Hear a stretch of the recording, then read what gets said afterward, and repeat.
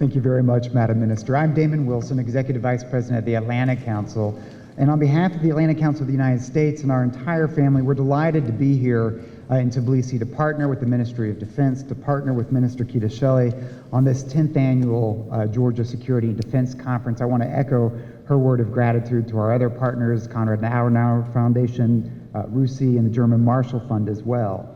And because our audience is not only this large audience in the room, but a much larger audience watching on TV, online, I want to encourage everyone to participate in the conversations over the next couple of days by using the hashtag GSDC2016 Tbilisi. A little long, but that'll help our friends online follow us. The Atlantic Council of the United States believes passionately in a democratic Georgia that's able to achieve its aspirations to join the transatlantic community and to join its institutions of NATO and the European Union. And in fact, we're struck by the sustained commitment of the Georgian people and those actors across the political spectrum to this vision for Georgia. Over 25 years of independence, Georgia has become a remarkable and reliable partner in a turbulent region. As the minister mentioned this morning at Noble Partner Exercise, I think we were all reminded of the sacrifices that Georgia and its forces have made with serving side by side with alliance forces over the past years, and for that we're grateful. But the Atlantic Council is pleased to partner in this effort because the stakes here are much greater. Our organization was founded by those that were so-called present at the creation.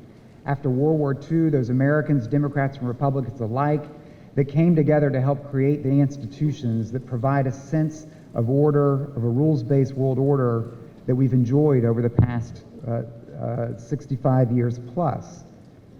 But it's clear that the rules-based world order, that order is under assault today. And ground zero for that challenge is here in Europe's east. Georgia itself indeed is at a crossroads as you look north, south, east to the challenges. And so our mission is how we galvanize U.S. leadership with our allies and partners to solve global challenges, but the biggest global challenge today is a challenge to that world order. And it's why our own strategy is focused on how we sustain America's role in the world, which is under challenge in our own political debate at home, how we keep Europe as our partner,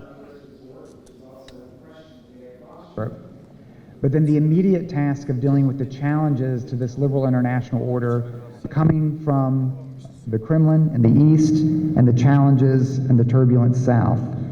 So that's why all of you are here today, because we need your help, we need your strategic thinking, your creativity, your insights. We're going to put you to work over the next 2 to 3 days.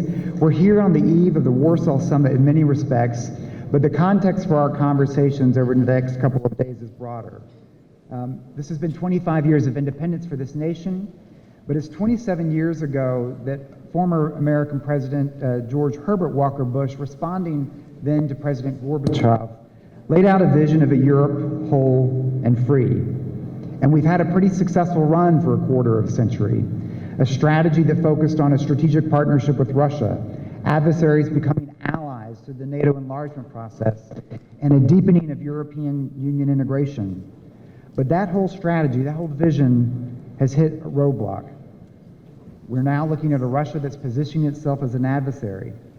The appetite for enlargement has stalled in many of our NATO allied capitals, and the EU itself is facing some fairly significant, if not existential, challenges. The tectonic shift that's taken place over this time has been what has happened internally in Moscow, reverberating internationally and in this region. Witness Georgia 2008, Ukraine 2014, Syria 2015. So I think the challenge for this conference and the challenge we face, how do we advance a Europe whole and free that includes the idea of a Georgia with that ensuring that that strategy is credible? How do we meet the 2008 Bucharest Summit commitment that Georgia will be a member of the alliance to ensure that over time that's credible? And even as we pursue long-term goals, how do we maintain security and stability in the short term? Our strategy to date has been based on what was a benign, a peaceful environment in this area. But today, Russia is challenging the post-Cold War security system, seeking to reverse the gains of the post-Cold War period.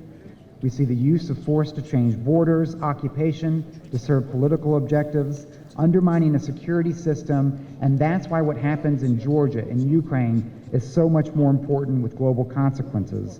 So our task is not just to respond, but to develop our own vision, our own strategy for the way forward. That's why we're here. So we've got a great program ahead for you today, tomorrow. The first day, we're going to be focused on NATO. The second day, the security architecture, the Black Sea, and unconventional warfare. And on the third day, I hope you'll join in the celebrations of Georgia's Independence Day. We want these sessions to be interactive. We have these plenary sessions, breakout sessions, mind clashes, working dinners, interactive wrap-ups, a variety of sessions and side events to try to engage all of you in this conversation. And so to kick us off, I'm delighted now to turn over to the Prime Minister of Georgia, Georgi Kirikashvili, who's been Prime Minister since December 2015. We're delighted to be able to have you welcome him. Delegates here. The Prime Minister who's driving forward on Georgia's economy, prepare the groundwork for pivotal elections this fall, understands that the critical nexus between what happens internally in Georgia, driving forward Georgia's foreign and external policy as well. So, Mr. Prime Minister, thank you very much. Look forward to it.